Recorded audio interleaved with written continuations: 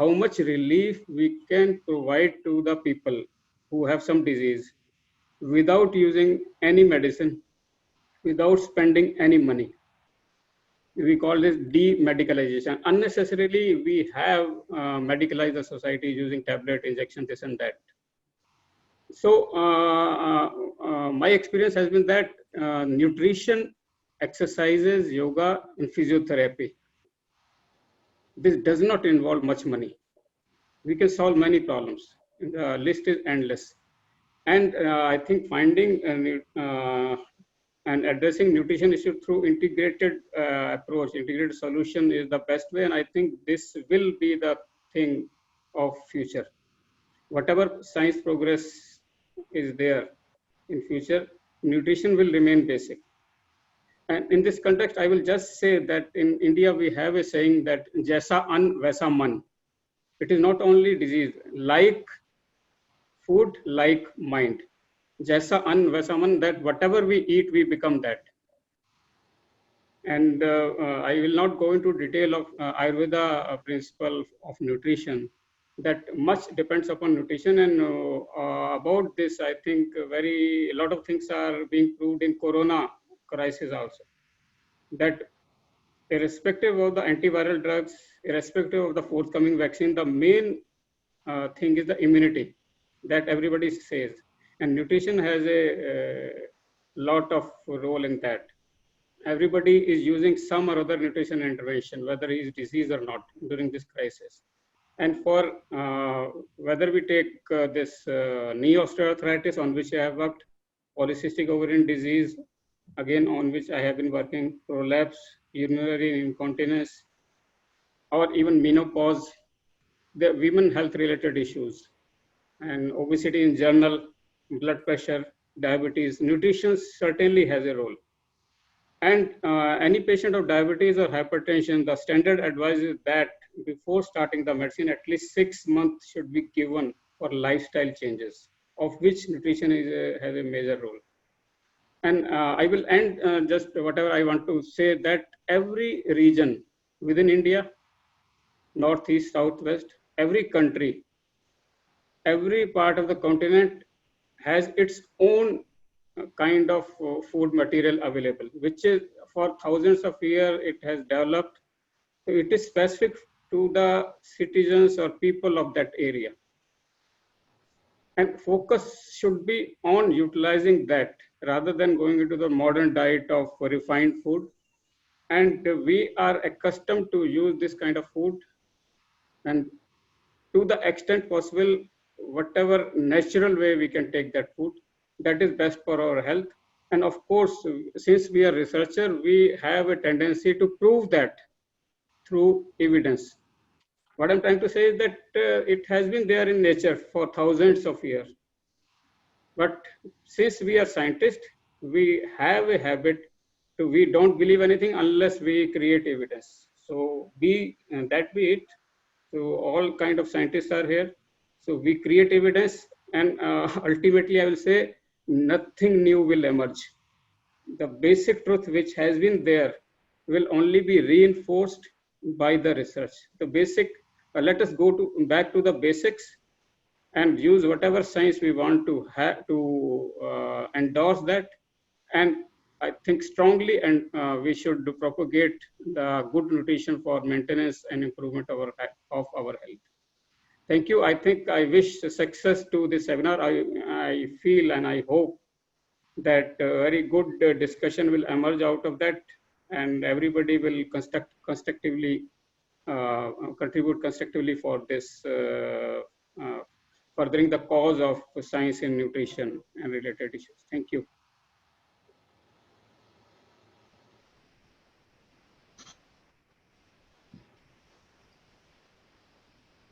Thank you so much, sir, for your best wishes and making the projections regarding the nutritional research. Now we will move towards the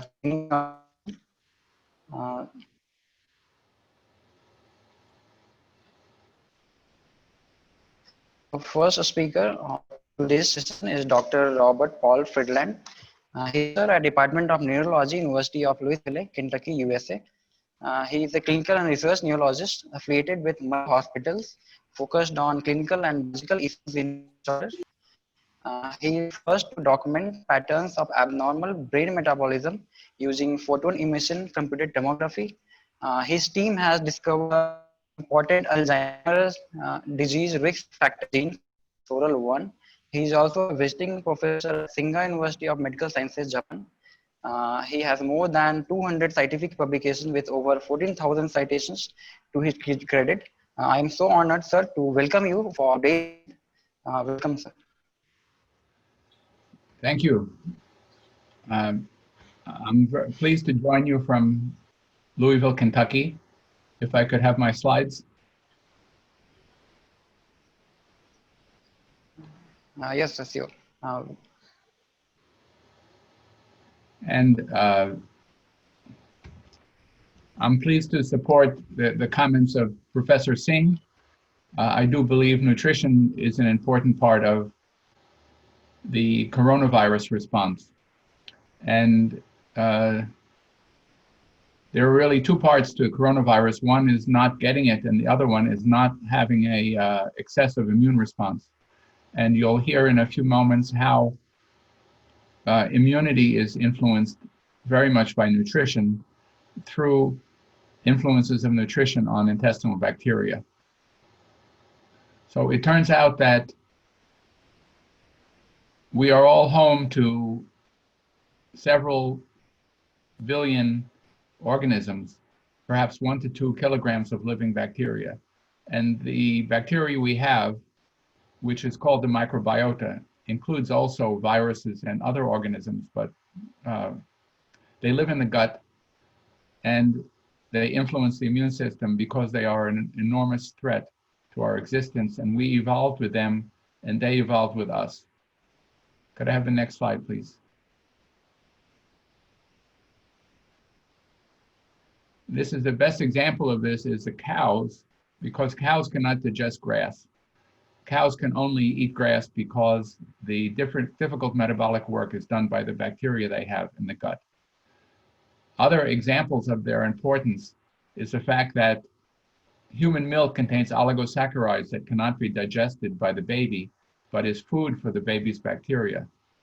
And in times of starvation, humans make sugars, protein sugars, called fucosylated proteins, which support the gut bacteria because it's so important, even in the face of starvation, for there to be an adequate bacterial population.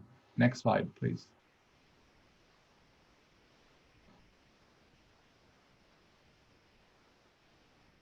And this is our largest environmental exposure, as you see here on the right. A sneeze may be an exposure which can be, of course, especially now, be very important, but it only lasts for a few minutes if we're in the presence of someone sneezing. But our bacteria are with us at all times. All our ancestors had them going back the last 1 billion years. And they are completely hostile to what we eat. Hostage, I should say. They can only eat what we feed them. Next slide.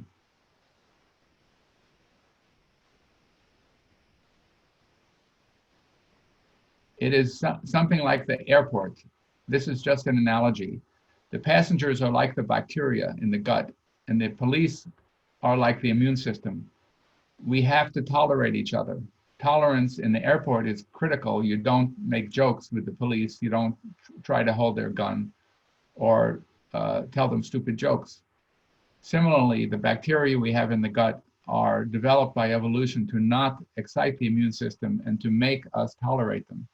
This is just in order to show the very great importance of tolerance, the failure to mount an immune response, and not having too much immunity. And our nutrition affects that directly through the microbiota. Next slide, please. We have worked on this in regard to Alzheimer and Parkinson's, and the influence can be in the nose on the left, or in the mouth, or the gut. And they can go directly to the brain or to the spinal cord, which can influence Alzheimer's, Parkinson's, or ALS. which is my personal my laboratory's research, but these organisms and interactions can involve other neurological phenomena such as autism and stroke. Next slide, please.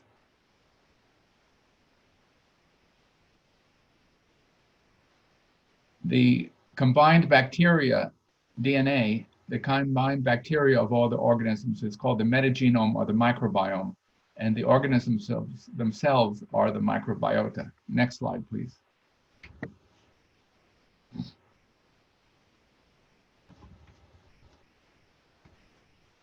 And this interacts with genetics. Often geneticists imply that everything is genetic, but that is rarely true. Even a disease like mad cow disease, where the initiating agent is an infectious product found in food, susceptibility is caused by interaction with the genetic polymorphism, in this case, one in the prion protein. So you can't get mad cow disease if you don't have a certain gene. So there's possible interactions as well with nutrition and bacteria and genetics. Next slide.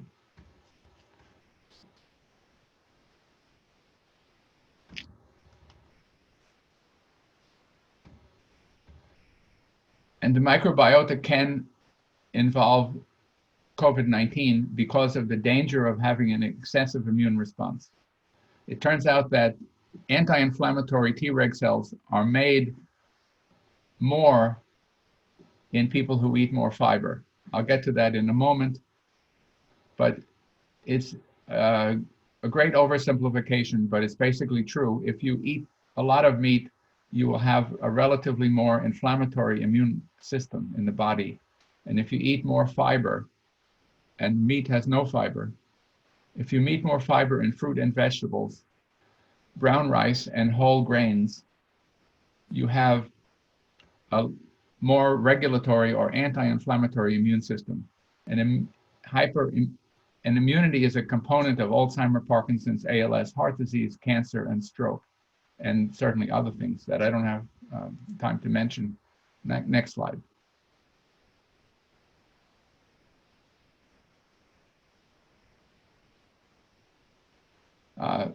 Another interaction with bacteria can be through the ApoE gene for Alzheimer's disease, because I had proposed that it might influence the gene, it might influence the occurrence of the disease through an influence on gut bacteria. And this has now been shown in England that ApoE genotype influences the bacteria, which might be the cause of the impact of the allele on pathology. Next slide.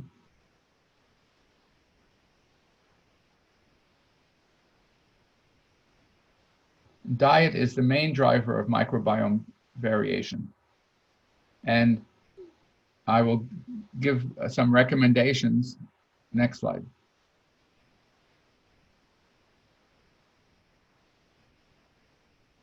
That we can do gene therapy.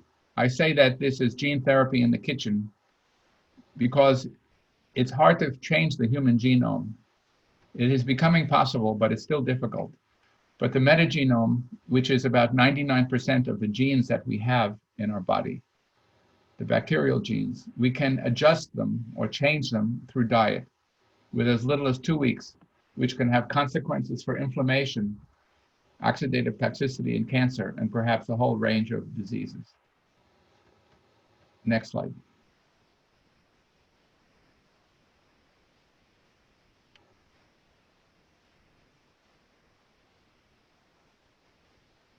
We don't know what the best prebiotic or what the best probiotic might be. Certainly fiber is a valuable prebiotic, but which is best to take through food.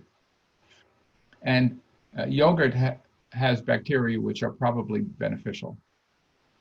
But there are many other ways that the bacterial content can be altered through medical foods, amyloid inhibitors such as polyphenols, vaccinations, but it's something everybody can do every day by altering diet. Next slide.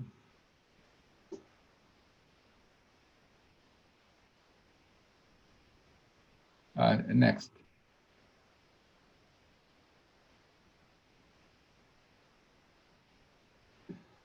There is a paper just came out last week that shows green tea, which has many polyphenols that are very powerful, may impair amyloid aggregation and reduce the risk of Alzheimer's disease.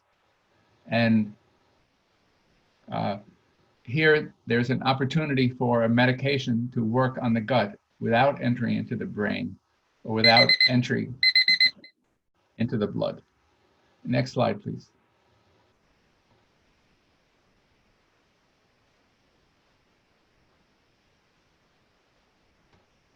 An important component here, as I conclude, is fiber in fruit, vegetables, legumes, whole grains, and brown rice, not juice, which has less fiber.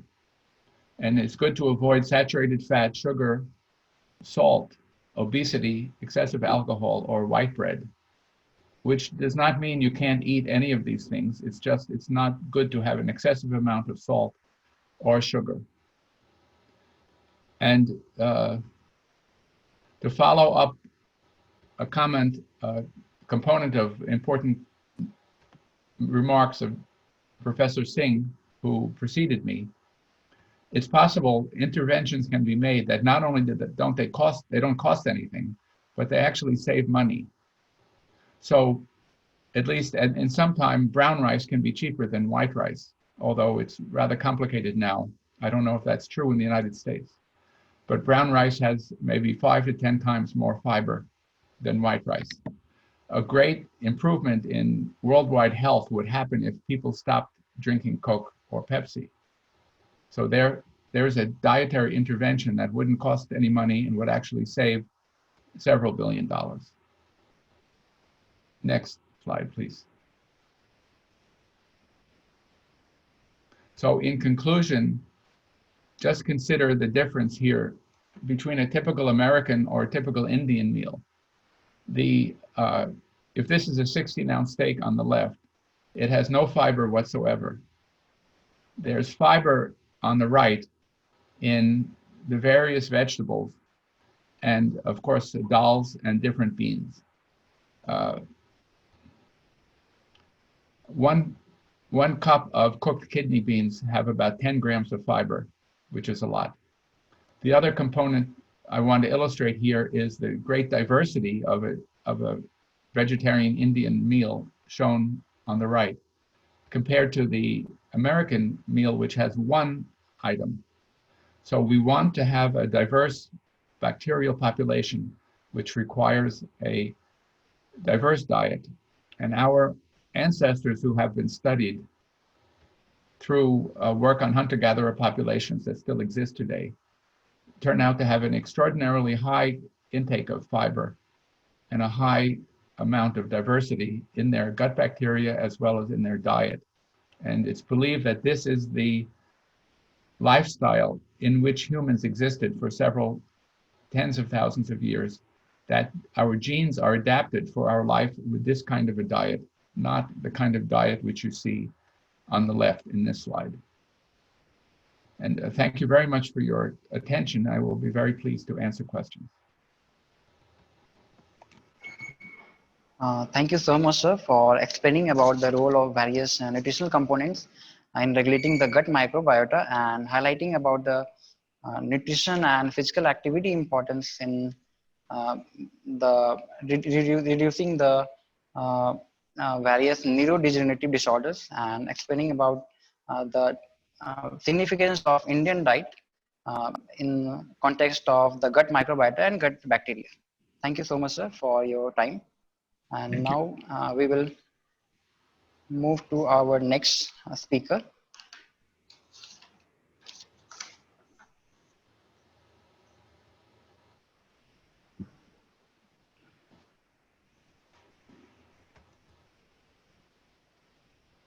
So the next speaker of today's session is Mr. Sushant Dayal. He's a category head of nutrition at Amway. He's a guest lecturer, passionate marketer, FMCG specialist, and an innovation expert. He has managed trade marketing for entire PepsiCo portfolio for modern trade. He has actively managed inspirational brands like Gatorade and Lipton. He has launched a Sting energy drink in India, and he is presently managing Nutrilite brand, contributing more than 50% revenue of Amway India.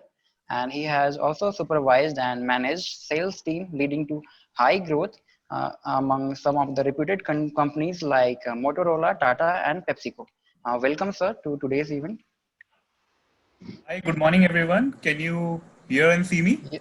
Yes, sir. Your voice is clear. Okay, and the voice is quite audible?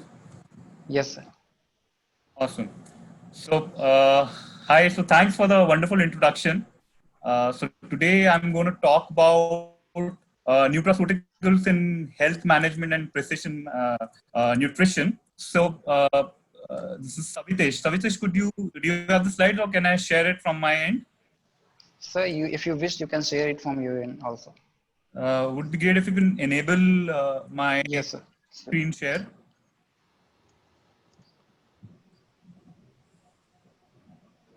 Yes, I sir. have You 10 are. minutes, You so can. yeah. So I think I have 10 minutes. So I'll try to be very, very quick in sharing my perspective on nutrition, nutraceuticals, and health. Let me know if you can see my screen. Yes, sir. Your screen is Yes, visible sir, now. it's audible. Okay. Visible. So since I am not a doctor, so honestly, I am someone who always runs away from doctors, but they have been part and parcel of my life because I have an elder sister who was a doctor. So clearly, and she's an MD in anesthesia, currently practicing in Dubai. So I have not been able to avoid doctors. And then secondly, the other doctor which came into my life is my wife itself, who's also a doctor, and she's a psychiatrist. So it's a deadly combination of a wife being a psychiatrist. So I think, and she's an MD in that. So I think I am very closely related to doctors. And in fact, I am working with Amway, and nutrition is one of the key categories. So I handle Nutrilite as a category manager for Amway. And clearly, nutraceuticals is a huge business, a huge category which has developed over here. And I will quickly run through a couple of slides just to give you a background. And I'll go to the next slide, which clearly says that what I'm going to cover is overall health and wellness industry in India. Why and what is nutraceuticals? How can you categorize nutraceuticals as an industry? What is precision nutrition? What are the key trends in nutrition post the pandemic? I won't say post-pandemic, because it's still going, but what are the key trends which have emerged since March, and also the role of Amway in the nutraceuticals category. So without wasting any time, I'll talk about what the health and wellness industry currently in India is. So it's around 71,000 crore, around almost $10,000 million. It's the category which is growing at roughly 15%. And within that, we have the nutrition category. So the health and wellness consists of naturally healthy foods and beverages, functional foods and beverages, better for you products, nutrition, sports nutrition. And within the 71,000 crore, we have almost 12,000 crore is the nutrition category. And within nutrition category, it is subdivided into vitamins and dietary supplements, which is known as VDS. And then there is Ayurveda, which has weight management and overall Chyawanprash and all those products in the category. And if you see how the VDS category, which is vitamins and dietary supplements category, it's also around 9,500 crore as an industry, growing at a 10%. So it has a huge potential, and it is going to really post the pandemic. It is going to grow even further than what 10% is. And the other subcategory which I would want to talk about is the Ayurveda subcategory, with all the Indian, so Indian origin, and all the communication around getting more Indianized and make for India, all those fundamentals, and going back to the roots of science, marrying it with tradition. That's something which has also taken up a big insight from an India perspective, and it is growing more than 10%. It's already a 2,500 crore industry. So now I come to why nutraceuticals. So there is a huge emphasis which has happened on the positive aspects of diet, and specifically if I talk about the consumption of junk food has gone up significantly. Burgers, pizza, sandwiches, burger, I mean, these are all the products which have become part and parcel of our lives, which is leading to a lot of diseases. And not only that, it has led to a lot of improper nutrition. And because of that, obesity has become a global issue right now. And heart disease is one of the primary causes of death right now across developing countries. And there are other diseases which have come up, cancer, osteoporosis, and arthritis, and many other. So considering that, so consumers are now getting frustrated with all the expensive, high-tech disease treatment approach from a modern science perspective, and seeking for a complementary or alternative beneficial product. So hence, nutraceuticals has become a very important part of a consumer's diet. And what is nutraceuticals? It's clearly a combination of nutrition and pharmaceuticals. The word is coined from a combination of nutrition, pharmaceuticals, and a food that provides medical and health benefits, right? Which could help probably in the treatment of diseases as well. And nutraceuticals are found in variety of products emerging from food industry, herbal and dietary supplements, pharmaceutical industry, and newly merged pharmaceutical, agribusiness, and nutrition conglomerates. And there's a lot of focus that is happening on the examination of foods from a protective and disease prevention perspective, and all the negative attributes that are associated with microorganism count, adulterants, fatty acids, multiple other things. So hence, the emphasis of nutraceuticals has gone up significantly. And if you can categorize nutraceuticals can be based on food sources, mechanism of action, and chemical substances as well. And further, if you want to break it up, it could be categorized as dietary fibers, probiotics and prebiotics are part of nutraceuticals, polyunsaturated fatty acids, antioxidant vitamins, polyphenols or something. Even spices, in fact, could be considered as part of nutraceuticals. And there are a lot of solutions which are coming in. If you talk about curcumin and multiple other spices which are part of the nutraceuticals. Now I'll come to what the precision nutrition is all about. So it is precision nutrition is clearly an answer to what to eat to stay healthy.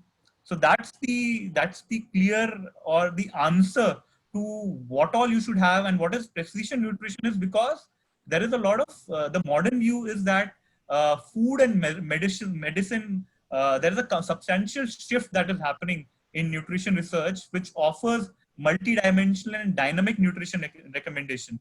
So like if you talk about precision medicine, precision nutrition aims to understand the health effects of the complex interplay from a genetics point of view, microbiome point of view, antibiotic, prebiotics.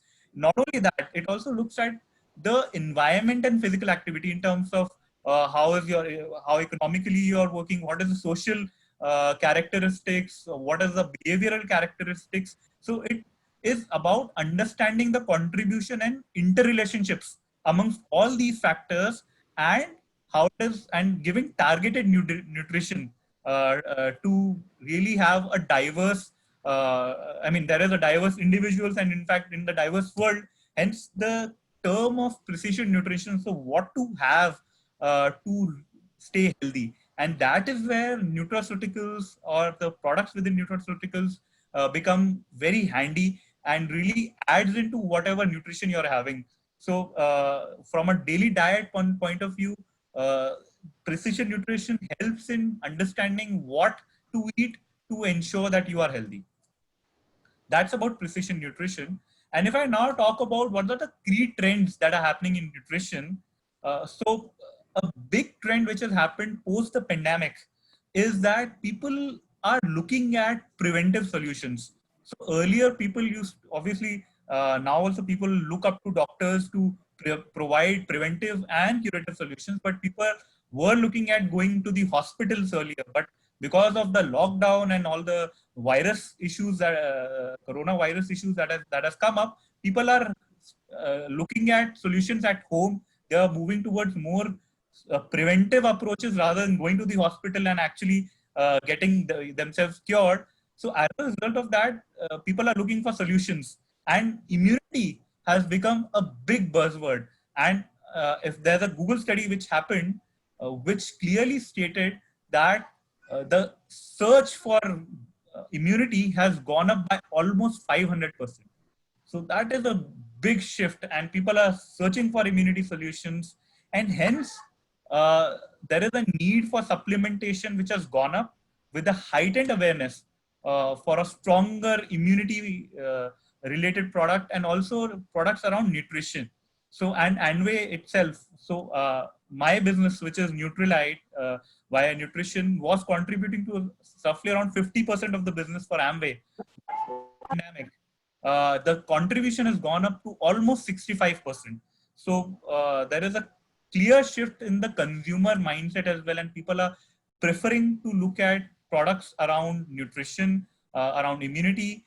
And we have also an Ayurveda line of products, amongst which one of the products, which is Tulsi, has seen a surge of demand from almost 10x. So if we were selling around 100 units, it has gone up to almost around 1,000. So that's the kind of demand which has gone up for the Ayurveda portfolio, and specifically for Tulsi as a product. Which, so in fact, Tulsi is one of the products which has 100 leaves, 100 ingredients of almost 100 leaves in just one tablet. So that's like a super product which is working well for us. And within Amway, we have a huge range of product to help build your immunity. So we have Ashwagandha, which is supported by Ministry of Ayush, saying that Ashwagandha helps you in building your vitality, your immunity. There is all plant protein powder, which helps you build your muscle strength. So protein is a building block of our human bodies. There is a multivitamin which is there. Tulsi, as I mentioned.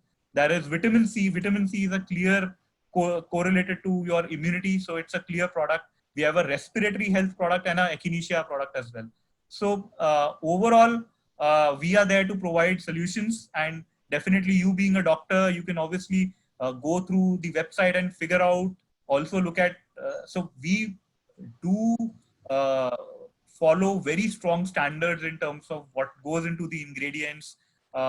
We have organic certified plants. So all of that, and the plant that we have, it is gold certified with very high practices of farming. So all of that is there from a product standpoint of view. And I would love if there is any question. I think that is what I had. And if you, I think I've also taken up exactly 10 minutes to go through it. So I'm happy to take any questions. And and later on, if you want to connect with me, you can connect me on LinkedIn. My name is Sushant Dayal. You can follow me there, and you can ask questions one-on-one as well. So that was about it from my end. So any question? Yeah, thank you, sir. Thank you so much for such a great presentation and explaining about the nutraceuticals and current marketing trends and current product trends in the market, and usage of various food sources in development of precision nutrition via a multi-dimensional approach. And we have, I think, some questions in the chat box here for you.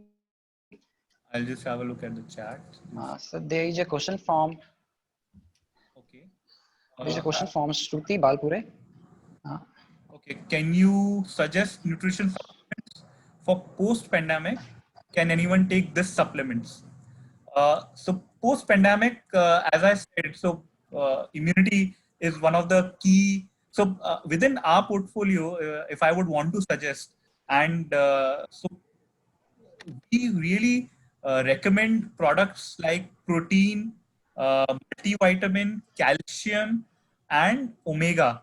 That is the foundation for our for our business as well, because protein, as such, from a I would say, even from a research point of view, there are almost 90% of Indians who lack in protein from a daily diet. And if you calculate the quantity of protein which is required for a human being, for an individual, it is proportional, just as a benchmark, if I would say, if your weight is around 60 kgs or 70 kgs, the amount of protein that you need on a daily basis is roughly around equivalent to 60 grams. And from a daily diet, you cannot have 60 grams with the kind of, specifically of in the Indian diet, which is vegetarian. So definitely protein, if you have our product, which is all plant protein powder, so in one scoop, you get around 8 grams of protein. So that is one product which will help you build your strength, which is very, very critical. The other product, which is multivitamin, it has 24 micronutrients in it, out of which 12 of the ingredients help in building your immunity. So multivitamin is another product that I would definitely recommend. The other product which I would definitely recommend is Tulsi, post-pandemic. So Tulsi, obviously, it goes back to our tradition. Each house in India, specifically, you will see will have one Tulsi plant, right? And it's easily accessible. However, the requirement and the kind of potency that is there in a tablet. So our tablet has extract of 100 Tulsi leaves in one tablet itself. So it's a highly potent immunity product which is there, which definitely I would recommend. So I think these three are the major products. Then obviously you can add on omega and calcium into your diet, which further helps you in ensuring that your energy and your strength is there to fight the infections, the bacteria very quickly. So that would be my answer for Shruti. The other question which I see is nutrition supplements is best for cardiac patients who have already 3 stunt. I didn't understand the question. Can probably someone paraphrase this question? So Shan, I guess the question is about the person wants to ask that if a person who has already has 3 stents, so can they go for some kind of supplements, and what would you suggest for that? I would not be the right person to answer that because I'm not a doctor. Though I work in the nutrition department, I'll definitely seek for an advice from a doctor. Definitely, I'll ask my wife, and probably I'll come back to you. I would not be the right person to comment on cardiac patients because I don't have a background of being a doctor. I have a background of nutrition specialist, but I'll take this question. So this is Pranali has asked this question. Yes. So I could probably connect with Pranali on LinkedIn and revert to her. Shall I intervene? Yes. Pranali, he asked about the nutrition supplements. Once we start with taking supplement, it depends upon our current health status. Okay. As I when I was talking to Sushant and was looking into his presentations, so basic is why not to start with supplementation from the natural resources first. That should be your first choice. And second, if you are lacking in taking the diet from natural resources, then you may opt for these supplements so that you don't fall ill or some other health ailments. And your query was regarding the cardiac patient who is having 3 stents and they can take the nutrition supplements. They can take the nutrition supplements subjected to the current need of that patient or subject whom you are prescribing. Like if he is hypertensive and after stunting he has a loss of weight or something like that, some undernutrition problem is there, then you may go for protein supplementation in milk. If you are finding that there is a loss of appetite, then you may serve soups or something like detox juices to that patient to improve the immunity. So these small tips should be followed, and this doesn't mean that your health is completely dependent upon the supplements. First choice is natural resources because they are sustainable, and we have to supplement our body with the supplements so that to avoid further problems with our system or something like that. I hope I might have answered the query of the registered participant. Yeah, thanks, Poonam. I think you answered it well. I would just add on, I think clearly what the trend is that you look for preventive rather than curative solutions. So Yes, yes, that should be our first, prevention is better than cure. absolutely. Thank Thank you, you. Poonam, for Yeah. adding in. Thank you. Uh, uh, Thank you, sir, and thank you, Dr. Poonam ma'am, for addressing the question, and thank you, sir, for your such a great presentation. Uh, the next speaker for today's session is Dr. Vimal Karani. He's an associate professor at Department of Food and Nutrition Sciences, University of Reading. His primary research interest focus on gene-nutrient interaction in metabolic and cardiovascular diseases. He has initiated a large-scale collaborative project, GeneWin, which stands for Gene Nutrition Interaction, which aims to develop a personalized nutrition program. He has published extensively in nutrigenetics and NCTs and has more than 120 research publications, including those in some premier biomedical journals like The Lancet and The Nature. And he is also a study coordinator of international collaboration called DCardia. He is currently associated with Hugh Sinclair Unit of Human Nutrition and Institute of Cardiovascular and Metabolic Research. I welcome you, sir, in today's event. Thanks, Savitesh, for a great introduction. Let me share the screen.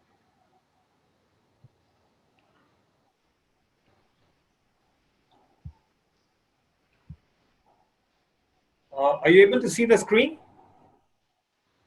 Yes, sir.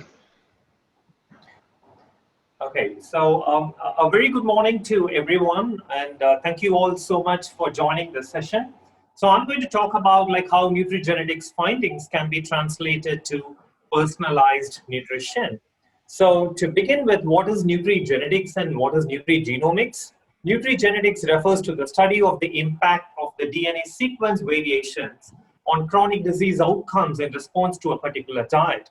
For example, like if you're consuming a high carbohydrate diet and if you carry a high genetic risk, so what is the risk of developing a particular disease such as obesity or diabetes or cardiovascular disease? So in order to answer that question, you do a nutrigenetic study. That is where you're trying to understand the interaction between the genetic risk and the dietary factor in relation to the development of a particular disease. Whereas nutrigenomics deals with the impact of the nutrient on the gene expression. As the name implicates, omics is expression, genomics is gene expression, and nutrigenomics is studying the impact of the nutrient on gene expression, how the DNA is translated to RNA and proteins. So that is the whole process of like trying to identify how a particular diet can have an impact on gene expression. And findings from nutrigenetics and nutrigenomics are essential to implement personalized nutrition where an optimum diet could be tailored for an individual depending on that individual's genetic makeup. For example,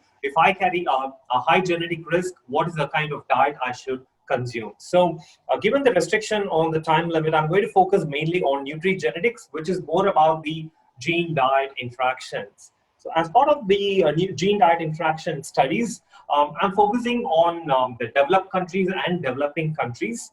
In the developed countries, I initiated a collaboration 10 years ago, which is a DCardia collaboration, and which is being funded by the British Heart Foundation.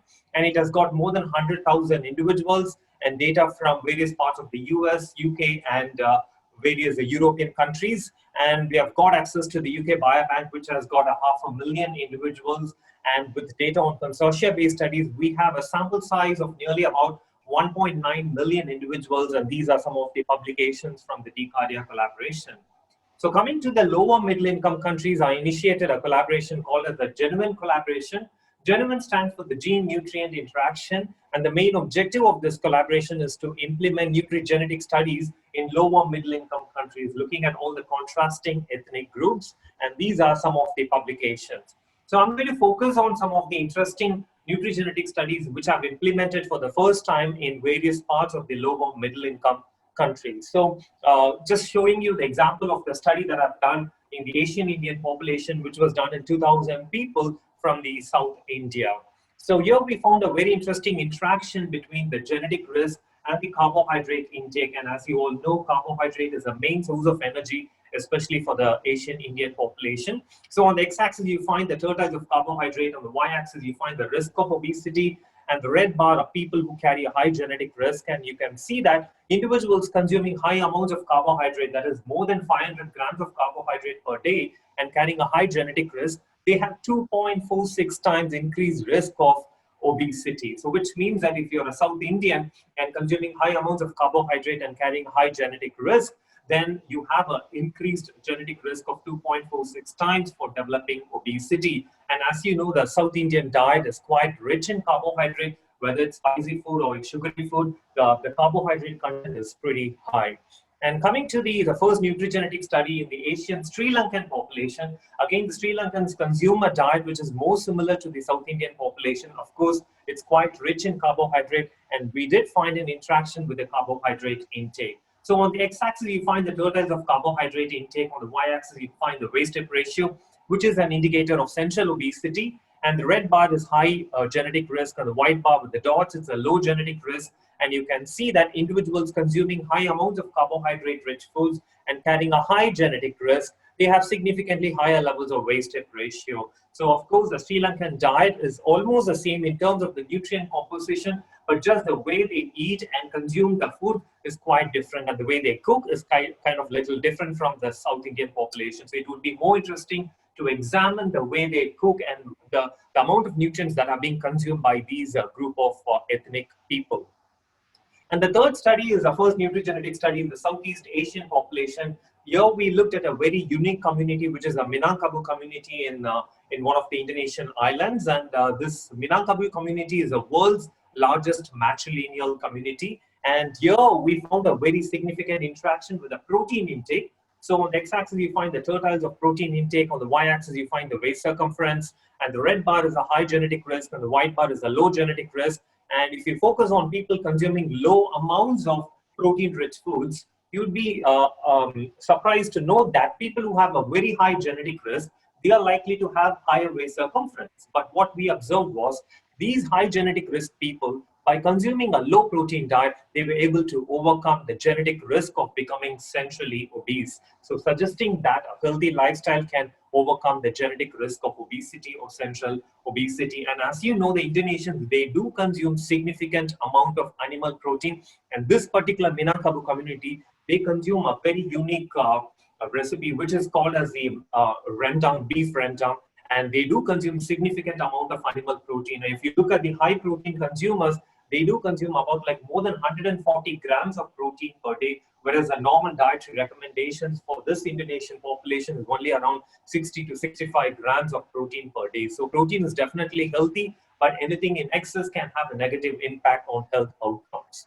And the next study was our first nutrigenetic study in Western Asian population, which is the Turkish population. The diet is almost the same as the Southeast Asian population, but just that, of course, they do consume significant amount of meat-related products, but the way they consume, the way they cook is slightly different. So again, we found an interaction with the protein intake. So on the x-axis, you find the tertiles of protein intake, y-axis, you find the central obesity, and people who have a high genetic risk are shown as red bars. So you can see that people consuming high amounts of protein-rich foods, that is basically the animal protein, and carrying a high genetic risk, they have 3.3 times increased risk of central obesity. So suggesting that if you happen to be a Turkish, from the Turkish population, and you carry a high genetic risk and consuming high amounts of protein-rich foods that is greater, more than 150 grams of proteins per day, then your risk of central obesity increases by 3.3 times. So which, as I said before, their diet is almost the same, but just the way they eat the animal protein is completely different from the way that is being cooked in Southeast Asian countries. So in summary, this genuine collaboration has provided the first evidence of all these gene-diet interactions in relation to obesity traits, whether it's common obesity or central obesity in different parts of the Asian population. But the take-home message over here is there's definitely a gene-diet interaction going on, but in terms of implementing a personalized diet, it has to be a personalized diet for each and every ethnic group. Because we are all different in different ways, because my DNA is different from that of your DNA. My genetic risk varies from that of your genetic risk. So in terms of the findings, if you look at the South Asian population, Indians and Sri Lankans, it's actually the high carbohydrate intake which is driving the genetic susceptibility. Whereas if you look at the Southeast Asian and the West Asian population, it's a high protein diet which is driving the genetic susceptibility. So of course, when you're trying to implement the personalized diet for each and every ethnic group, these findings need to be taken into consideration. And that is the way how we can go towards the implementation of the personalized nutrition. So if you're interested in knowing more about this genuine collaboration, feel free to go into this publication, which has been published earlier this year in the Proceedings of the Nutrition Society. So personalized nutrition is where you're developing an optimum diet for an individual depending on that individual's genetic makeup. For example, if I carry a high genetic risk, what is the kind of diet I should consume to overcome my genetic risk of developing obesity or any chronic disease outcome? So in terms of translating the findings from nutrigenetic studies to personalized nutrition, it all starts with your diet. The diet that we are consuming, it goes inside your body. It goes to three important compartments. The one compartment is where we are seen as a gene-diet interaction, which is an area of nutrigenetics. And the other important compartment is about the gut microbiome. So the area of research is called as the metagenomics, and your gut microbiome plays a very important role in maintaining a healthy immune system and also maintaining various other physiological activities going on in your body.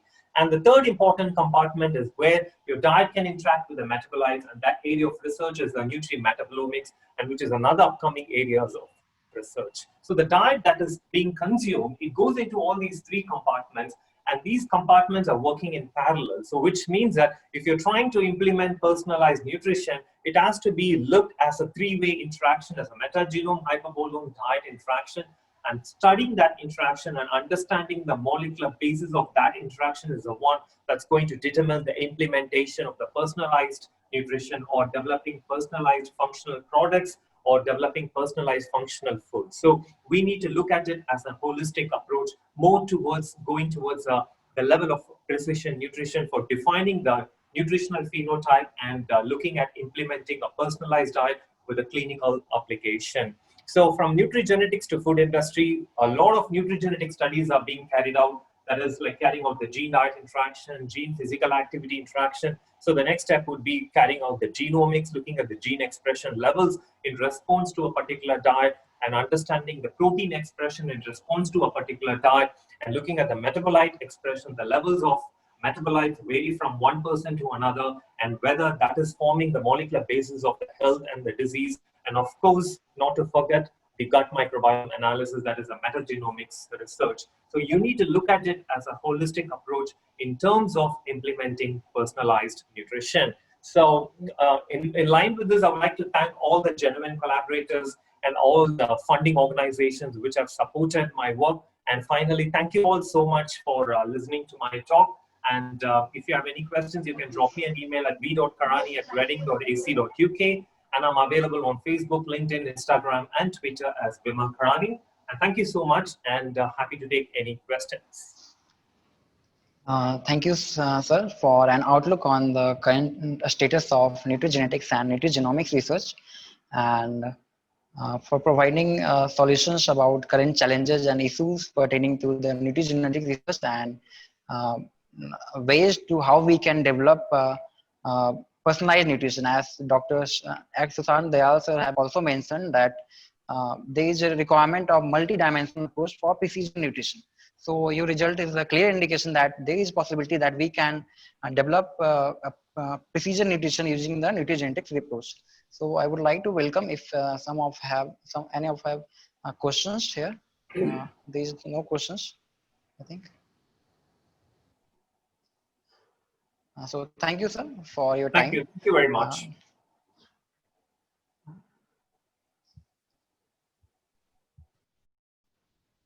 I like to move to our next speaker for today's session. So next speaker is Dr. Tanvi Kiran. She is an assistant professor at Department of Community Medicine and School of Public Health, PGI Chandigarh. She has more than 5 years of teaching and research experience in the field of applied economics. She is a resource faculty of prestigious online course on International Public Health Management Development Program, which is a flagship program of Ministry of External Affairs, Government of India. She has written several books and research articles, which is published in some of the reputed national and international publication houses like Elsevier and Sage. She is also a recipient of UGC Postdoctoral Fellowship and Role Model Award by Swami Vivekananda Study Circle, India. Welcome, ma'am. Welcome. Thank you, Savitesh. Thank you for such a warm welcome. And shall I start with my presentation? Yeah, ma'am, sure. Okay, thank you.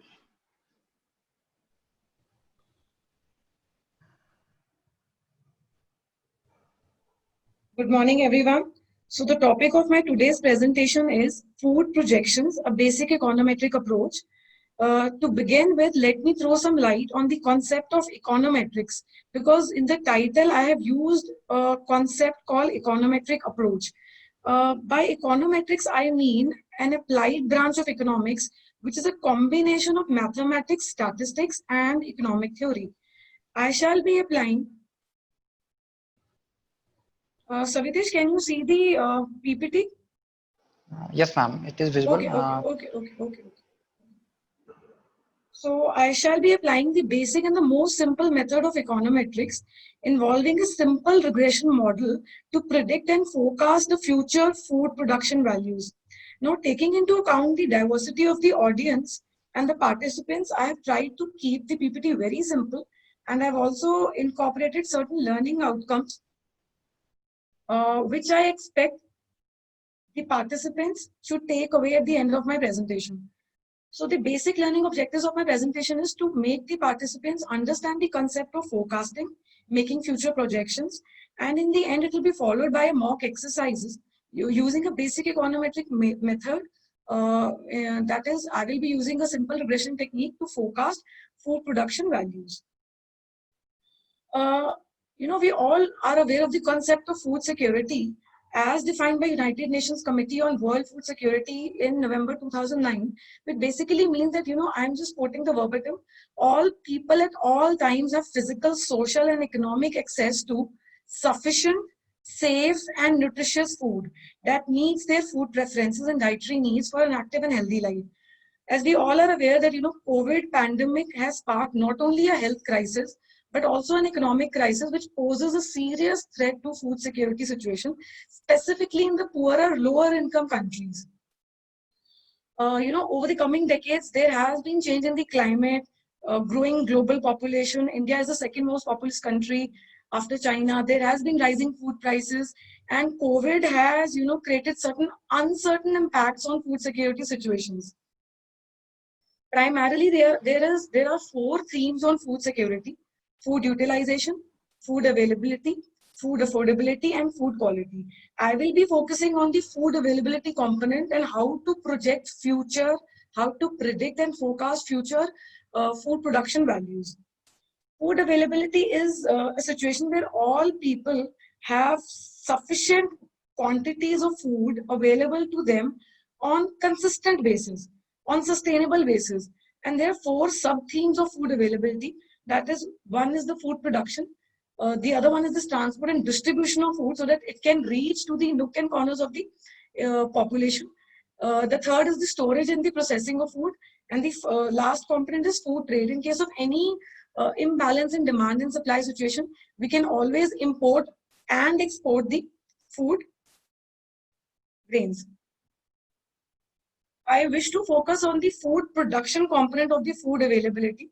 Now, as per the reports of the CII and McKinsey 2019, again, there has been many demographic and socio-economic changes, such as rising population. Again, India is facing a very, very challenging situation in terms of, we have a huge population of approximately 136 crore people residing in India. And income levels have also been rising, which basically is expected to increase by 320% in the next 20 years, as per the estimates of CII and McKinsey 2019. And there has been rural to urban migrations also, which will again pose a serious threat to the food production scenario for our country. Taking into account, it is very hugely populated. As we can see there's a graph, there's a line graph, which basically shows, this is as per the report of Ministry of Agriculture, Indian Ministry of Agriculture. As you can see, from 2011 to 2019, there has been quite a lot of fluctuations in terms of the production of food grains.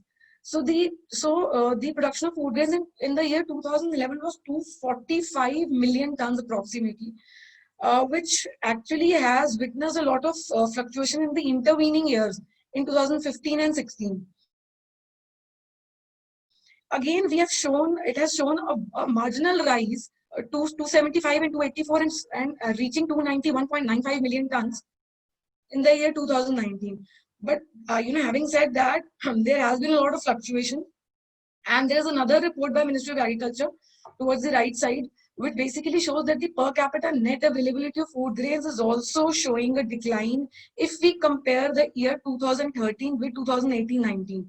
From 491.9 grams per day, the availability has declined to 487.3 grams per day. So there has been a lot of inconsistency with regard to food production. And before beginning the concept of food projection, future projections, why are we interested in projecting the food production values? Because future projections can help us know about the future trends of food supply, that is the availability, and likewise we can also predict the future demand of the food grains, which will help us to understand the demand supply gap which is going to occur in the near future.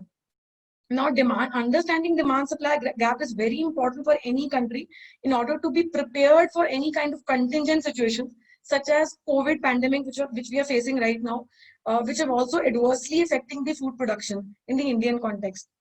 Going by the meaning of food productions, it is simply an estimate or forecast of a future situation based on a study of present trends.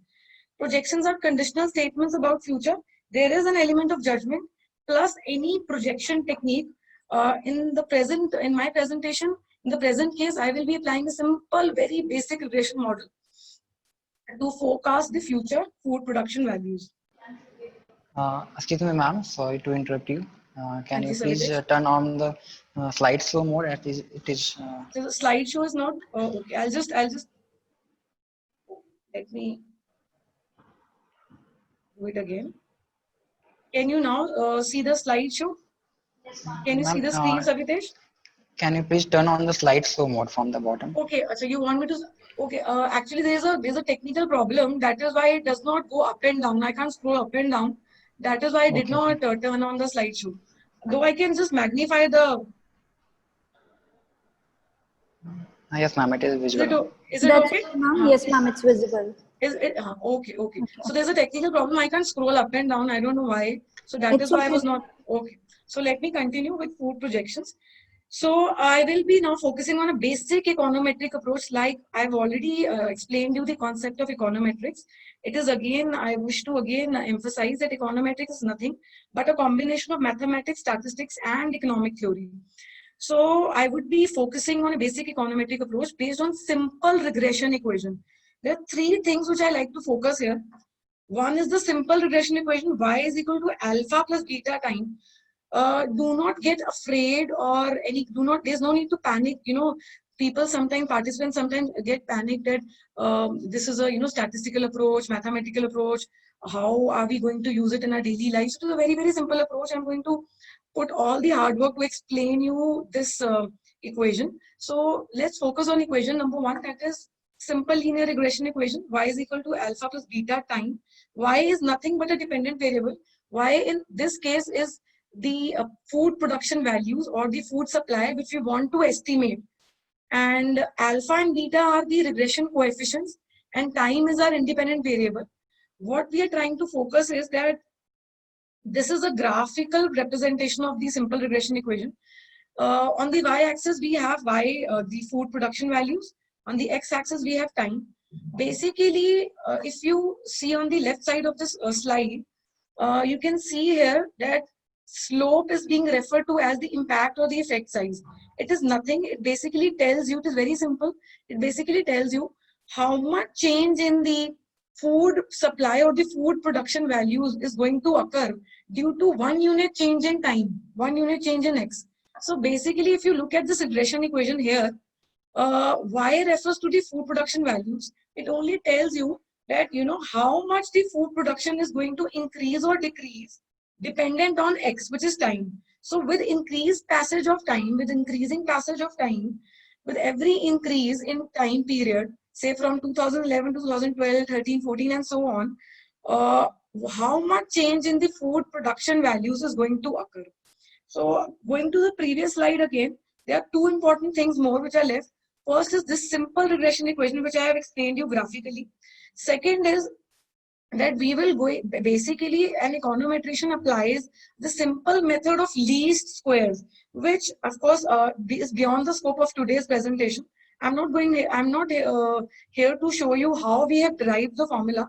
Basically, it is, if you go back to a junior level schooling or a high school level, we must have studied that, there are specific fixed formulas for calculating, say, correlation, product movement correlation, Spearman rank correlation, or simple method of calculating standard deviation. So there is a simple method. We have applied a least square method whereby we have differentiated using this the mathematical principle of differentiation. We have differentiated this equation with respect to time, and we have derived these two normal equations.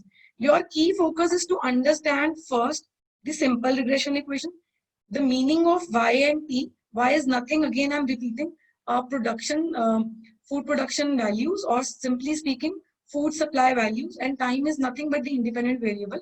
As the time changes, how it will impact the food production values. Second is, we have to focus on these two normal equations, that we have to simply calculate summation y. N is nothing but the sample size.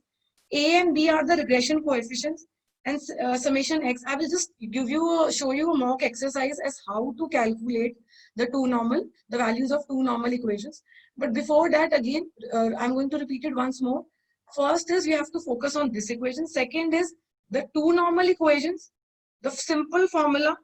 And third is that we have to estimate ultimately A and B. These are regression equations.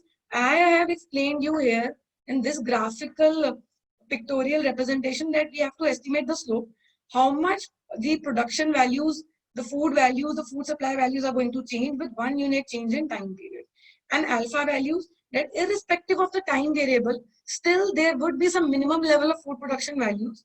We have to estimate both alpha and beta. How are we going to estimate? We are going to simply estimate by putting the values in the two normal equations. Let me go to a simple mock exercise. This is the data related to the production, which is mentioned in the tons of wheat in different years.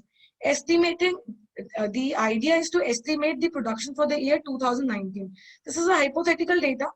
So basically we have 2012, 13, 14, 15, 16, 17, 18. Sorry, this is 18. And we have to estimate the wheat production value for the year 2019.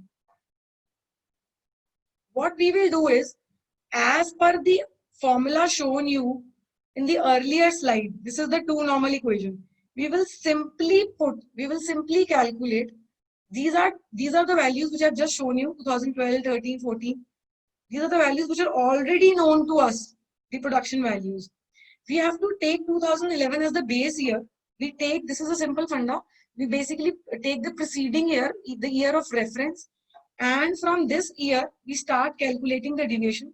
2012 minus 2011 is 1. 2013 minus 2011 is 2.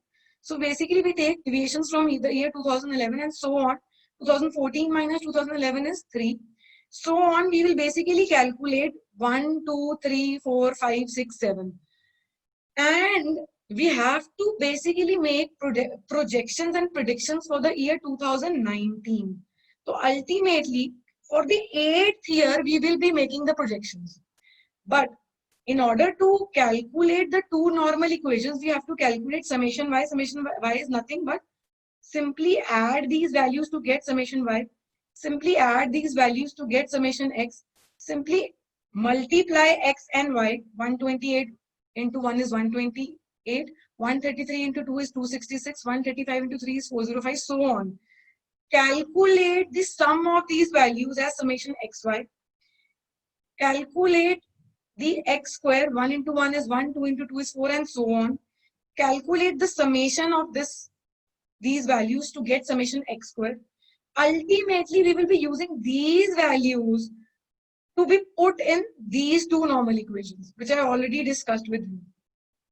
So what we will do is, after calculating this summation y, summation x, summation xy, and summation x square, we will simply put these values in these two normal equations. Summation y, we have to put the value of summation y here. N is the total number of years. 8, 1, 2, 3, 4, 5, 6, 7, 8. And B we have to calculate, A we have to calculate. Hamara idea, the idea is to calculate alpha and beta. Remember, I had already told you that idea is to calculate A and B. But how we will calculate A and B?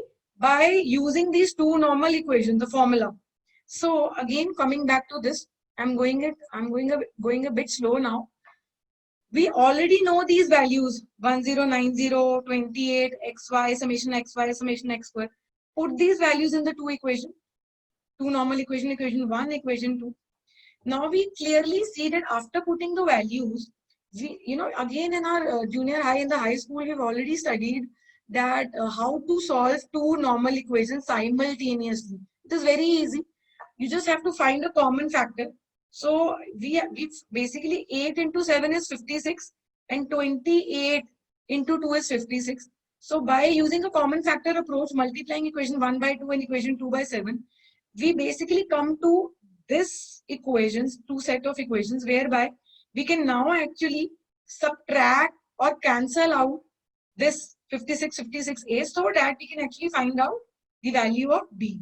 Once we are able to find out the value of B, we can quickly substitute it. The value of B is 10.4. We can quickly substitute it in the equation, any of the equation, in this equation, to find out the value of A. So the ultimate objective, again I'm repeating, was to find out the value of A and B. A and B are nothing but the regression coefficients. B tells you about the slope. Slope is nothing but how much change in the food values would occur in future due to change in each year. Once we are able to find out the values of A and B, we quickly move to the trend equation, which we had already explained. Again, I am going back to the previous slides. This was the trend equation, regression trend equation, regression equation. Y is equal to alpha beta time. It is dependent on time. We will quickly use this method, this equation, and these are the values which we have just calculated. हमने ये values calculate की थी 99.84 and B was 10.4. We quickly put these values here. Now, after putting the values, we have to project or predict what will be the value for the year 2019. Now we know that Y is nothing but the food production values or food supply values. We know alpha and beta. X is nothing but the year and unit of the year is 1 year. Come back to this table. 1, 2, 3, 4, 6, 7. 2019 would be 8. The 8th year. In this formula, we just put the value for 2019, which is the 8th year. And the 8th year is nothing but the year 2019. So by using this formula, we can easily project for or predict for the value of food production in the year 2019, which comes out to be approximately 183.35 tons, million tons specifically. These are all projected values. So this is how, by using the simple regression approach, we are able to calculate or predict the future supply values of food grains. This is a very simple approach. There are other complex methods. The only advantage of this approach is that, you can actually make future projections of food availability or food supply by using the simple regression equation, which can be calculated manually without the aid of any statistical software. For keeping in mind the diversity of my participants in the audience, though there are other complex IT person आहेत ना, काय त्यांचं काय आहे? आम्रपाली आल्या त्या स्टेटच्या, पण त्यांना coming back to it, there are other advanced methods also for food projection, such as these methods are based on complex set of panel data regression models. These also involves elasticity approach. This also involves input-output method. I have not gone into detailed approach. I have just focused on a very, very simple method to project the future food production values. Now, why do we need to predict or forecast the food projections? I think this presentation is a modest attempt on my part to acquaint the audience and the participants about how we can make future projections of food availability, food production by using a simple regression-based method, which which can be calculated manually without the aid of any statistical software. The future projections can help us to know about the future trends of food production, and likewise we can also predict the future demand of food grains. So we can actually, it gives us a better picture of about demand and supply gap which might occur in the near future. The COVID crisis is there. We can also project and predict about 2020 2021 demand and supply analysis can also be undertaken. In case, when the projected demand, suppose we undertake similar kind of projections, and then we are able to project for 2020-21, and we come to a conclusion that projected demand of food grain is more than the predicted supply, then the government can take immediately proactive measures to augment and enhance the current supply of food grains through a multi-dimensional approach, such as investing in R&D, going for low-cost pest-resistant hybrid varieties of food crops, improving access to microfinance to farmers, investing in agricultural infrastructure facilities. The government is better prepared in meeting the consumption demands in case of hugely populated economies, specifically when we talk about the pandemic and the contingent and the unpredictable situations such as coronavirus. So I think it helps in planning for the future in context of increasing urbanization, population explosion, climate change, and any kind of contingent, unpredictable situations. Now, key for success, any successful future projections is contingent and dependent on the following indicators. We need to have accurate data source. We need to project. It is very, very important that we need to project for shorter periods. We can't, on the basis of say 8-year data, project for 20 year. We can't make 20-year future projections. Suppose we have an 8-year data, we should restrict ourselves and make projections for 3 or more future years, rather than making predictions for longer periods. It is always advisable to project for shorter periods, and there should be no personal bias of the researcher. We should publish our findings irrespective of the results, and these are the key points for the success of any kind of future projections. Projections are only statement of certainty, and these are subject to variability, subject to the precautions which we have taken while estimating the equations. And again, the food projection should be made for shorter durations, and it should be reviewed periodically for any revisions. With this, I come to the conclusion of my presentation. Thank you, everyone. In case of any questions, I think you're free to ask me questions. The chat box is also open. Savitesh, over to you. Thank you. Yeah. Thank you, ma'am, for your insights on food security, food production, and food availability. And thank you also for providing such a detailed econometric and methodological approach for projection of food production. And this can be very, very helpful in determining the future food production and developing future policies, actually. And here we have one question in chat box for you, ma'am. Why we multiplied equation 1 by 2 and equation 2 by 7? Okay. Let me just go back to the PPT. Thank you for asking this question. Oh, so this is a very simple technique. Basically, we wanted to estimate alpha and beta.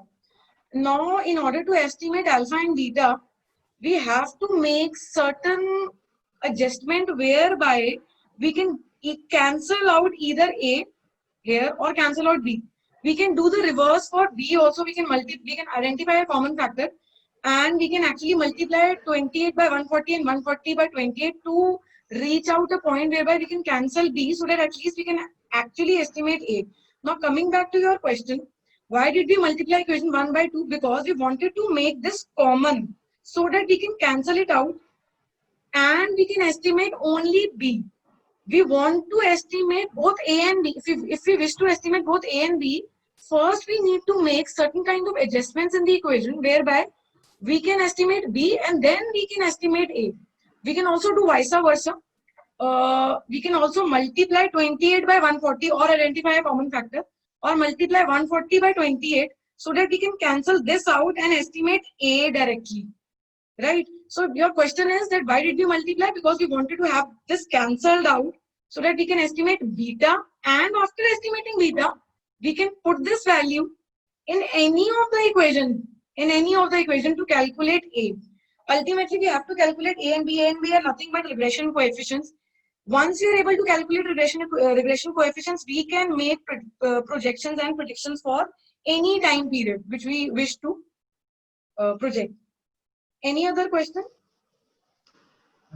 Thank you, ma'am, for addressing this question. I hope the answer is clear to Dr. Harsh Mahajan. They can also email And me in case of any other further clarifications. yes, ma'am. Thank you. So, Thank you. thank you so much, ma'am. Thank Now you. we will move to our next speaker. So next speaker for today's session is Dr. Rachna Srivastava.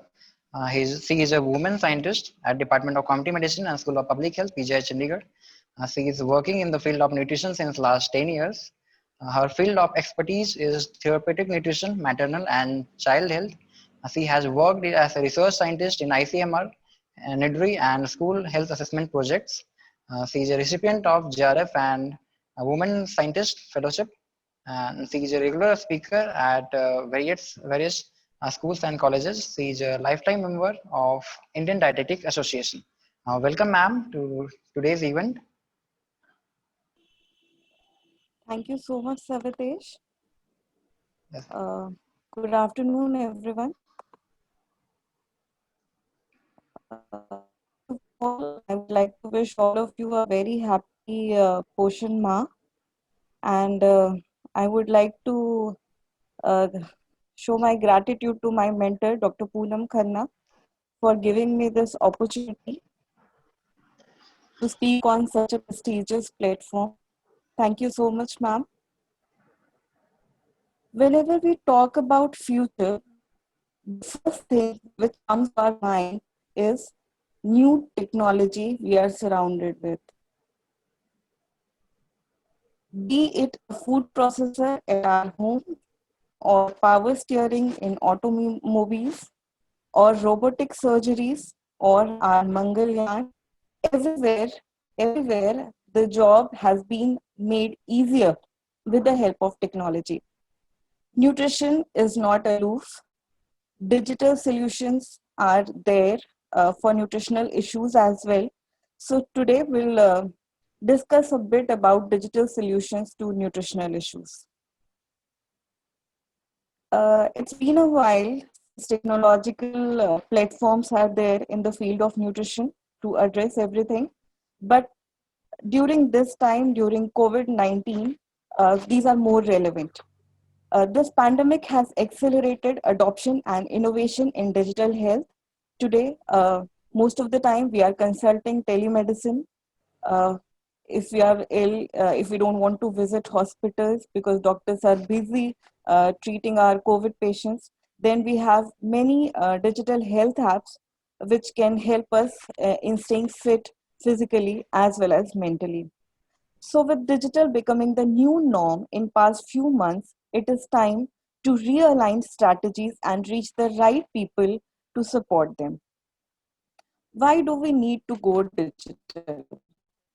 Digital tools increase access, quality, and utilization of information and allow people to get information, skill, support, and crisis services directly for a specific health condition. They also help in tracking health and well-being needs. They can help consumer demand for their tailor-made services. They can be customized according to each and every person. And technology can be instrumental in practicing healthy habits, improving health conditions, and alleviating all the financial burdens.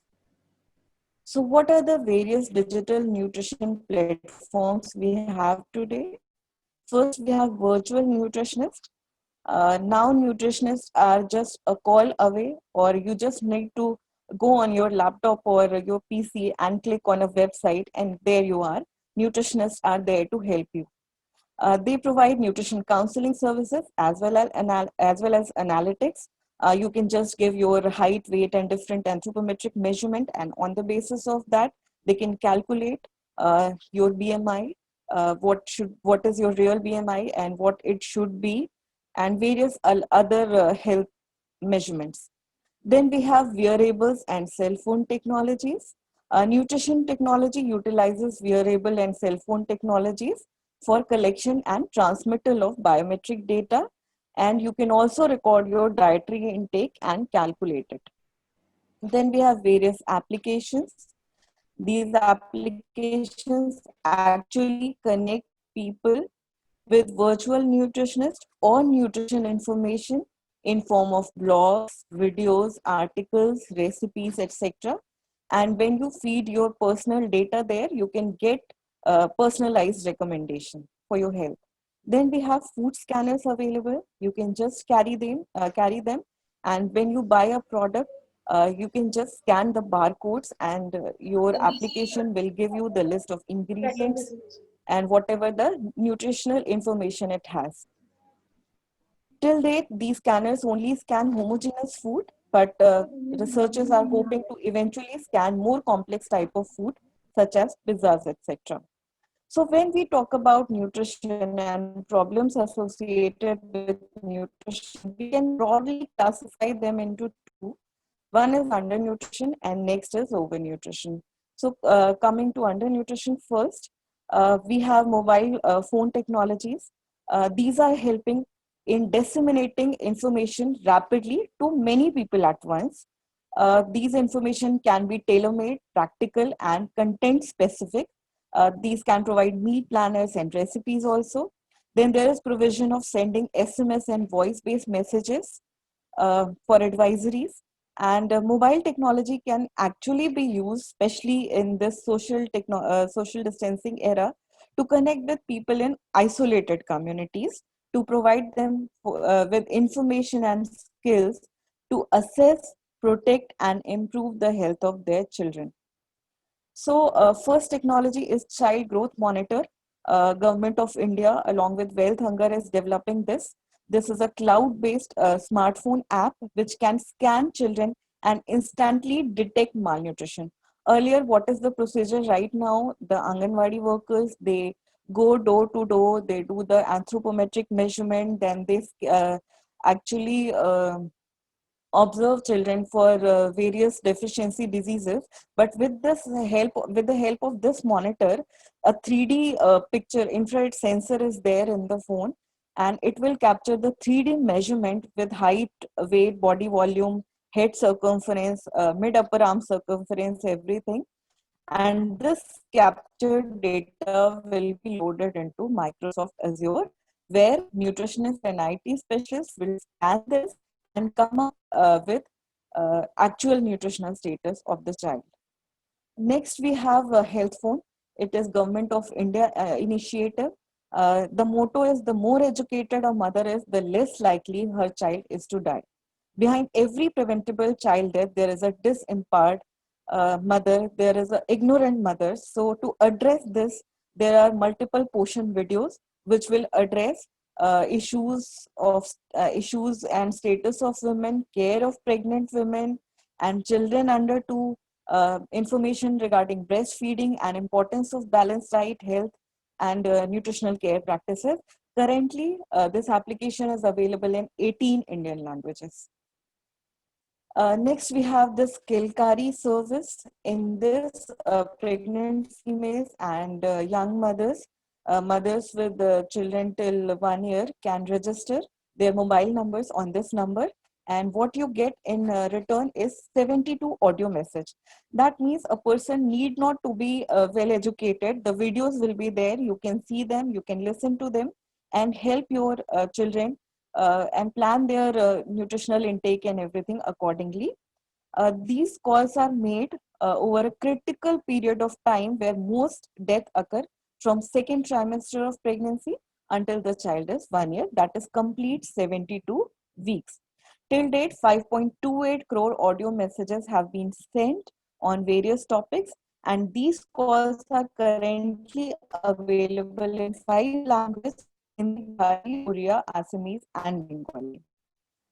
There are multiple applications which are available on Google Play Store as well, but very few of them actually use a reliable data set. That is, a few of them use information and growth chart from WHO and CDC, but many of them are just developed by IT professionals who have little or no nutrition knowledge. So when you are following any of these applications, please go through them. Please check if this application has been developed under able guidance of some nutritionist. Next, we have gamification options. When children grow up, they actually want to choose their food. And here, there is a solution, gamification. With various nutrition games, we can actually inform and aware our kids regarding the right nutrition and what junk food consumption or sodas consumption can actually uh, affect their health, how it can affect their health.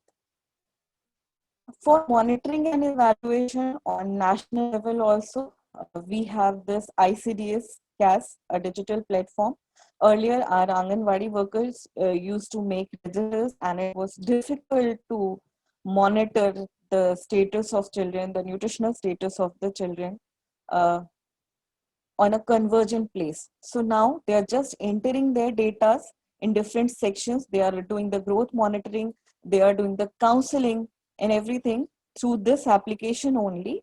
And thereby we all can actually visualize how it is happening in every Anganwadi center. So this ICDS CAS app was designed to improve service delivery by Anganwadi workers, and it provides real-time information on service delivery.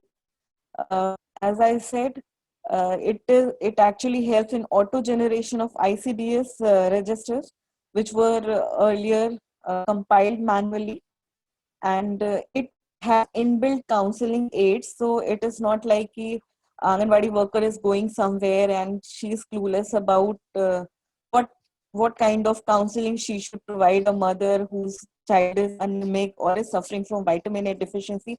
All kind of nutrition awareness message and information is there in this app only. Next, we have Poshan Abhiyan and Anemia Mukt Bharat. We all know these are very ambitious projects of our country.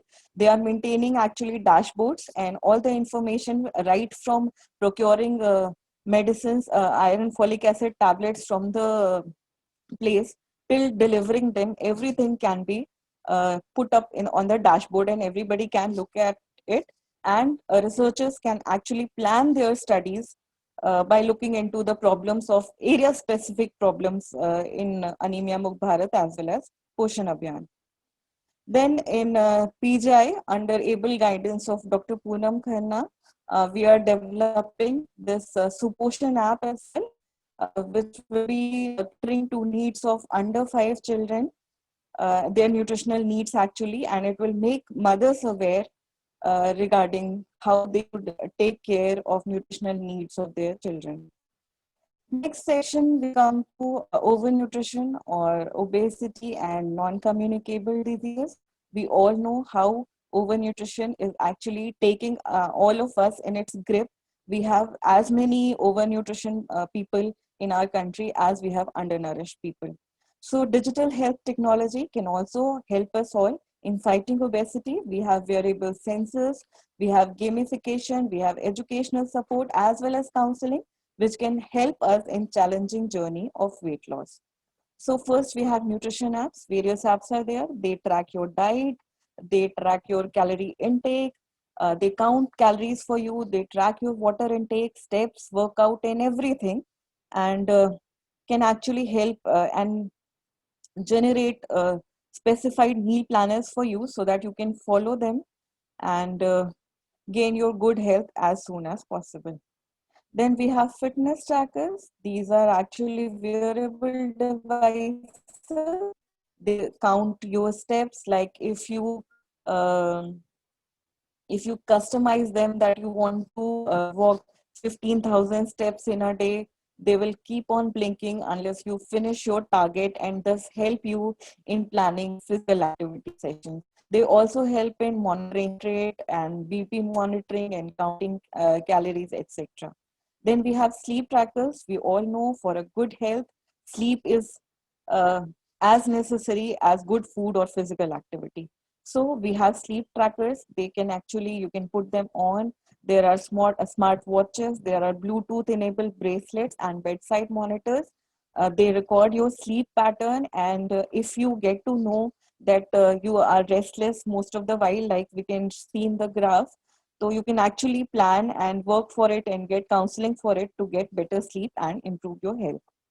Then we have smart scales. We have nutrition composition analyzer. You can just climb on them, and it will give you not just your weight, it will give your body mass index, it will give you measurement of your body fat, visceral fat, lean body mass, and body fluids, etc. And this can actually help if you're following some uh, if you're following some kind of diet or some kind of physical activity pattern. It will help you in monitoring the improvements. Next is image-based dietary assessment. Image-based dietary assessment. Here we have devices which can actually, with which you can click the picture, then this information is sent to the server, and then they guess the portion size, the amount, the volume of the food, and they get confirmation from the user, and accordingly they do the nutrient profiling of the particular food you are eating.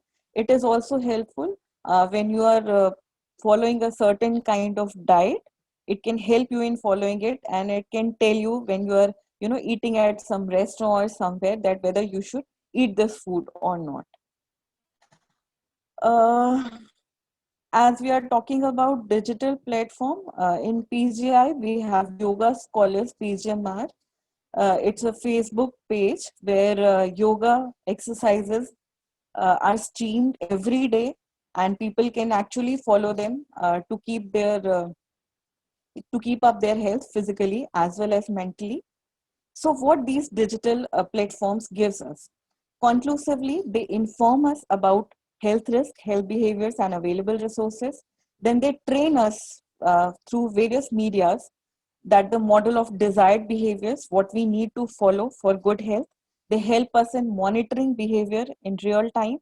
They help us in shaping healthy behaviors through monitoring, feedback, and reminders. They support us in development and maintenance of healthy behavior, and they link all our health information to diagnostic test. Still, we have many challenges as far as digital platforms are concerned. It is very important to make everyone aware regarding link between health and diet. Many of the time, we are suffering from a thing. Uh, People have hypertension. They think it is just about stress. No, it is also about food. People are suffering from gallbladder stones. They think it is all about, sedentary lifestyle, or it is coming in the genes and everything. No, it is also about diet. So everything is eventually, all your health problems are eventually connected with diet, and we need to make people aware of this. uh, One of the challenge is these applications are designed for educated people only. Most of the material is written material, and if the person and is available in English language or few of the languages only, so it will be better if can be more of audio or visual um, media use, and so that people who are not much educated, and it is there in regional language as well, so that everyone can understand and follow it. Most of these applications are designed by IT people with little nutrition knowledge. So every time an app is there, it should be backed by knowledge of some nutrition professional. Consumers are timid in how they share their personal data. Since the Facebook incident, everyone is very much aware where they are giving their personal data. So we need to make sure and not share their personal data anywhere else for any other kind of studies unless we have taken permission. Until date, there is no certification body for digital technologies. So the future of digital technology, yes, it can help in developing preventive health approaches. It is, especially in social distancing era, it is very difficult go door to door and make people aware, and it is difficult for people also to come to any of the primary health center or anywhere or to some nutritionist to gain information. So yes, digital platform can be very instrumental. These platforms can improve the compliance and sustainability. Meeting any people, any person one to one, any of your clients one to one, and just calling them and asking them whether they are following their routine, and when they are following certain kind of diet, please send the picture. This can actually increase the compliance as well as sustainability. From new non-invasive continuous tracking and analysis system to the application of artificial intelligence and machine learning techniques to identify patterns and predict actually the health conditions, it is very important to use digital platform. And the technologies we have today available might not be perfect or mature, but they are good enough to start this journey that will lead us to a better future. Thank you so much everyone for having me. Thank you so much, ma'am, for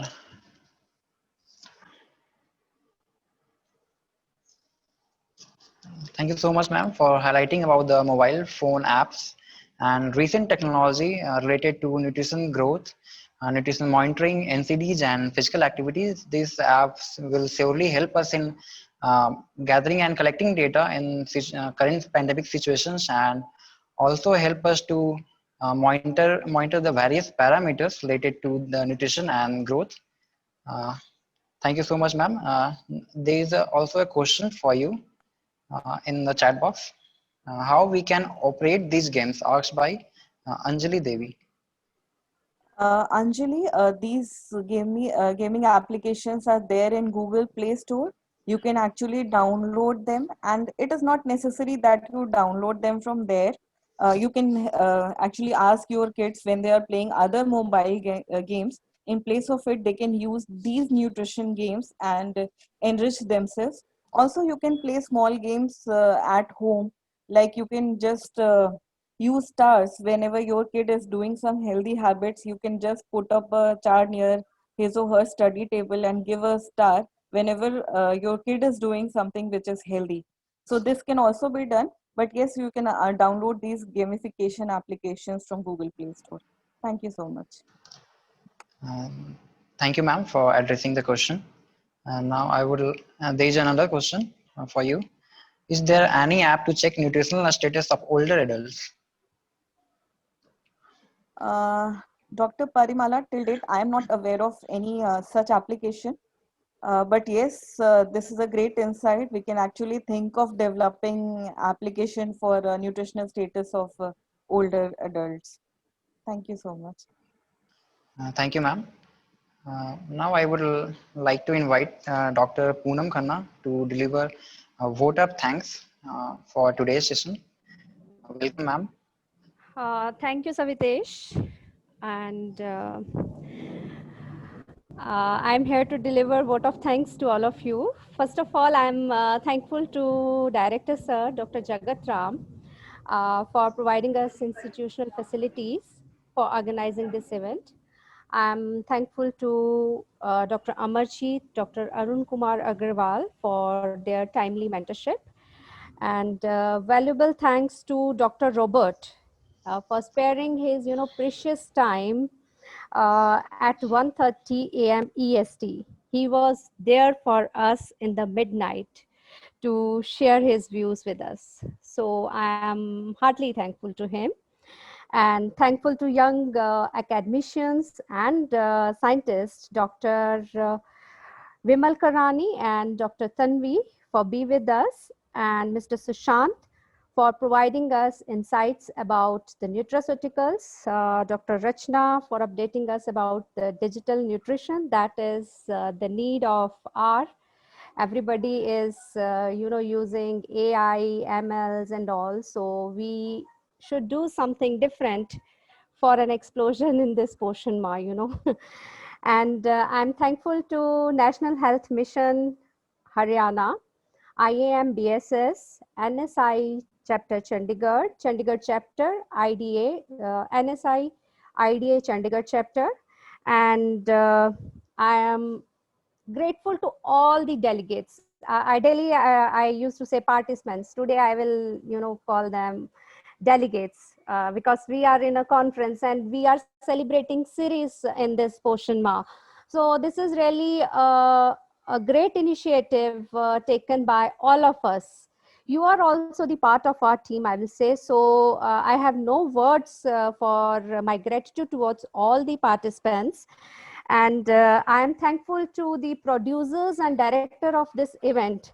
So because without them, nothing was possible. So to name them, Savitesh, my PhD scholar, and Rachita, junior demonstrator of nutrition, and Dr. Ujwal have also supported us. And sorry if I might have missed anyone's name to say my thank you. So thanks to everyone. And I also would like to add that our team have initiated the plantation drive, and they are distributing these plants to everyone depending upon the availability of the stock. And I again request everyone, as the theme of this is eat right, eat fortified, and one of the objective is we have to grow plants that are good from health point of view. So I request that do cultivate, crop any plant and share your photographs with us, so that during the closing ceremony we will be sharing your photographs or videos, whatever you will be providing us before 30th of September. So once again, thank you so much. Thanks to be with us. Thank you so much, ma'am. Now I would like everyone to please turn on their videos so that we can have a picture of this event. I like your this last dialogue. Say cheese, okay? Yeah, say cheese. Thank you so much, everyone, and thank you so much to our speakers and participants for joining today's event. And we would like to be in touch with you all for our next session, which is on 29th and 30th of September. And tomorrow we have e-concept note writing competition. So thank you so much, everyone, for joining us.